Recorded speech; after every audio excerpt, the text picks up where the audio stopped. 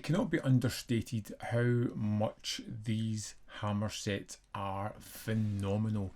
These are definitive editions of these films, and I cannot explain how humongous and how much great stuff is inside it, and I would think we should try and do our best to go through and have a look at this. So let's jump in and look at the packaging and what's included within this set. So here we are, Quatermass Experiment, the hard box that we were used to see with Hammer. If we take out the goodies inside, you'll see this wonderful art. We have the creeping unknown there in the Quatermass Experiment side. Inside we have a bunch of goodies, including the disc holder itself with the amazing art. On the other side is the plethora of discs, 4Ks and Blu-rays. Here are several art cards that are included within this set, all showing wonderful images from within the film itself and some of its more memorable moments. Here is the double-sided poster that is included within it. This is the sort of best part of it, I would say. This book is filled with some amazing things, some great articles. It has got some wonderful essays, it's got photo galleries, it's got behind the scenes pictures, it's got tangents about Hammer itself. It is fantastic. These are always excellent, and this one is just that, absolutely excellent. And you know I love these things. It is the comic of the movie, which is just such a fun addition. This is one of my favourite things about the big box editions. Getting these comics included is just wonderful little reprints. I'm a comic fan anyway, and it's just fun to see it in this form.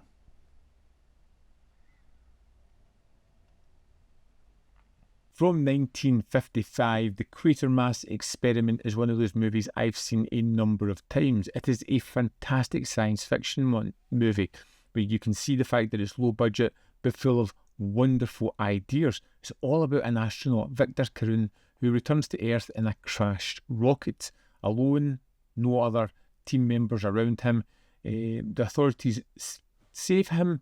He appears human, but as the movie goes on, his body begins to change and form. There's a parasitic alien inside him that's transforming him into something vicious and gruesome. Well, Carl, just take a look. I won't hurt it, I promise.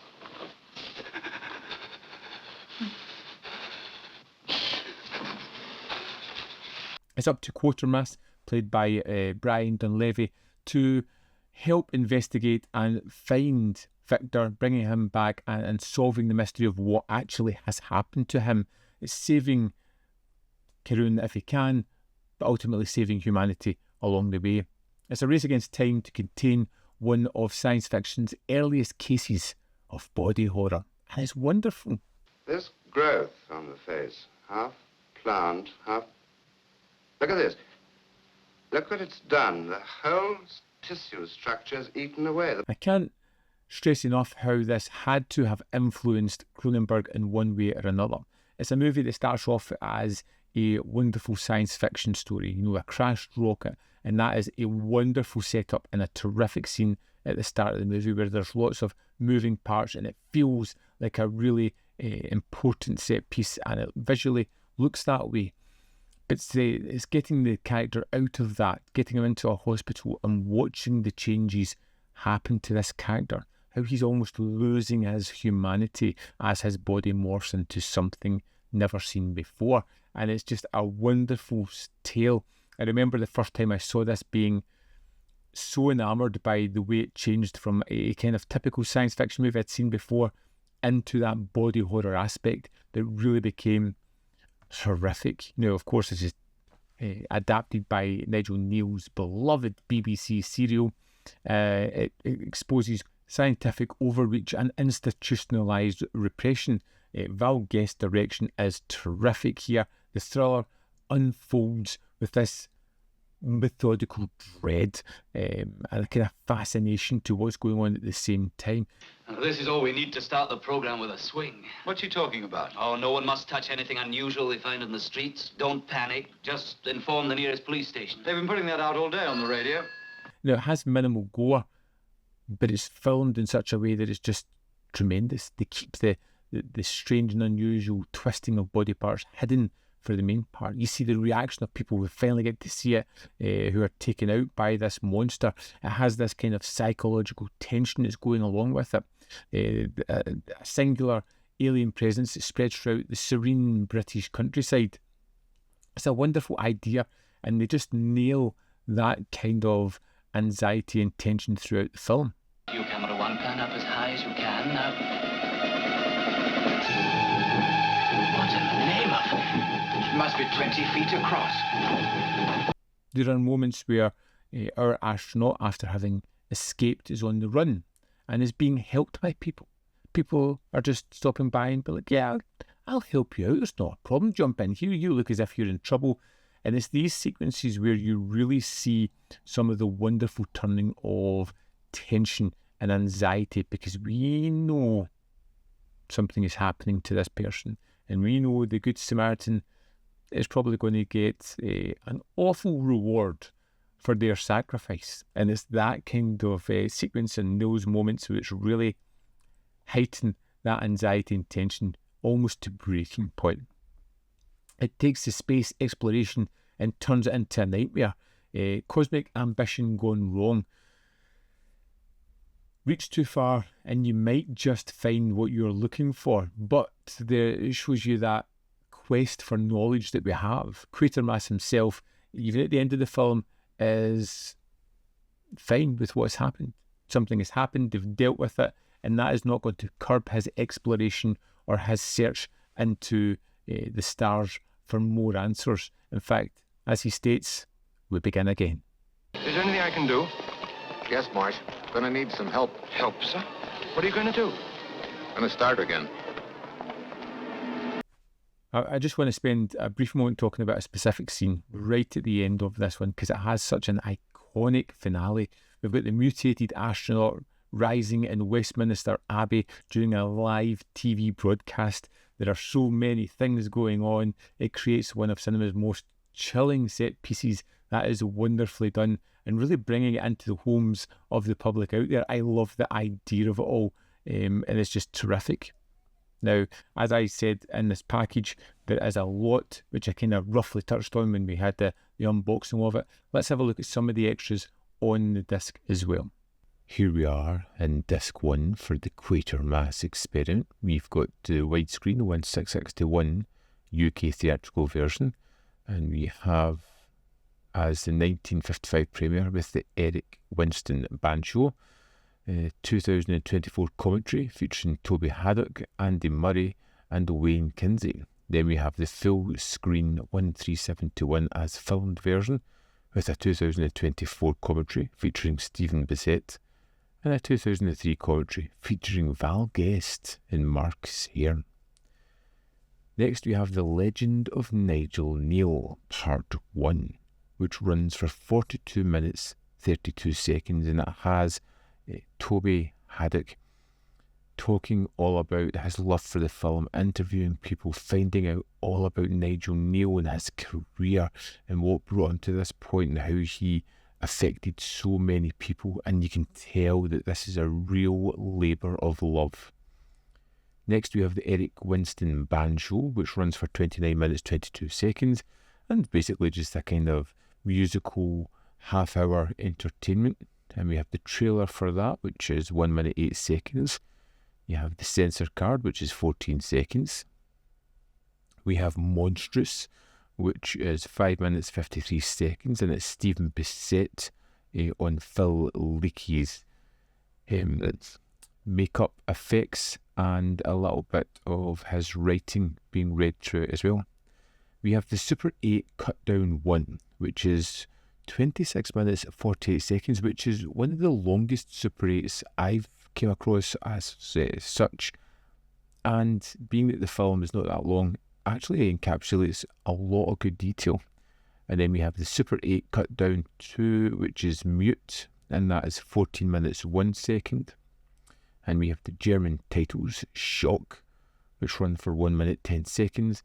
And we have the UK censor card. That's the extras for disc 1. Disc 2 has the widescreen 185:1 US theatrical version with a 2025 commentary with Konstantin Nazar and Dr. Steve Haberman.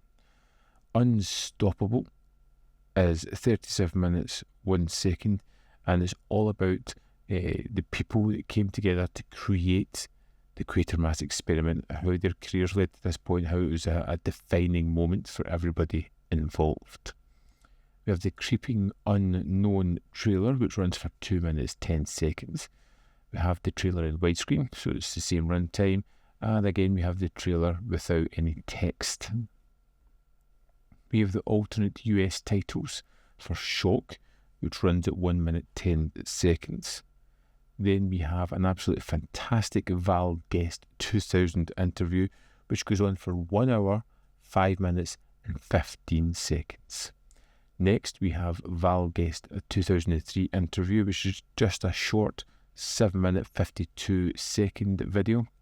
We have Patient Zero, where you have James Swanton on Richard Wadsworth, who plays the monster, the creeping dread, in the Quatermass Experiment. This is 19 minutes 49 seconds, and it's an appreciation for his work and performance within it, and a little biography as well. There's an image gallery, and then we have Exhuming the Quatermass Experiment, which is all about the restoration process for making this, which is something I really enjoy, to see the amount of work and effort that goes into creating this transfer. And that's the extras for disc 2. Within disc 3, there are the first 2 episodes of the Quatermass TV show. Now, episode 1 runs for 31 minutes 51 seconds, and episode 2 runs for 34 minutes 50 seconds, and I really wish the other 4 episodes were on this disc as well. It would just have rounded out the perfect encapsulation, although I wonder if they've made it onto the Quatermass Experiment 2 hammer set. Then we have the Kneale tapes, which runs for 39 minutes 34 seconds, and is talking about creating Quatermass and the lasting effect that Nigel Kneale had. And it's got some great people in there, like Jeremy Dyson and Mark Gatiss, or whether it's Kim Newman.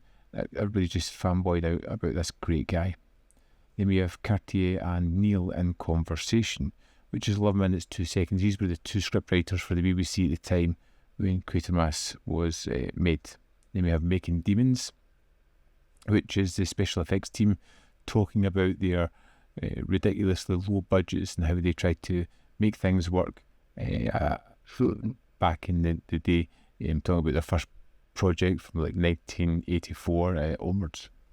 Then we have Quatermass in the Pit Omnibus titles, which runs for 2 minutes 11 seconds. There's a photo gallery. There is some PDF material, script PDFs, which you can access by putting it in a CD-ROM, and then there is the subtitles, and that's the extras for the Quatermass Experiment. The Quatermass Experiment on 4K isn't just a restoration, it is an event. This film looks fantastic. The shadowy detail, the black and white photography, it all just pops. But what stands out particularly well is the sound mix, which is just tremendous. It's Hammer just laying the law down yet again. This is the pinnacle of home video release, and something that I would absolutely recommend. It's presented with loving detail, immersive sound, rich content, and something that is just taking pride of place on my shelf. I would highly recommend these editions. They are expensive, but they are incredibly worth it. I'd love to know your thoughts on the film Quatermass Experiment and on the package if you have picked this up. So let me know in the comment box below whether you are getting this, want it, whether you just want to get the film in a basic release further down the line. Let me know in the comment box below. As always, there is more content up here. You can see more of my stuff. In the description box are links to Patreon, membership program, manvfilm.com, always in which you can support me. Thanks for watching, and I'll see you next time.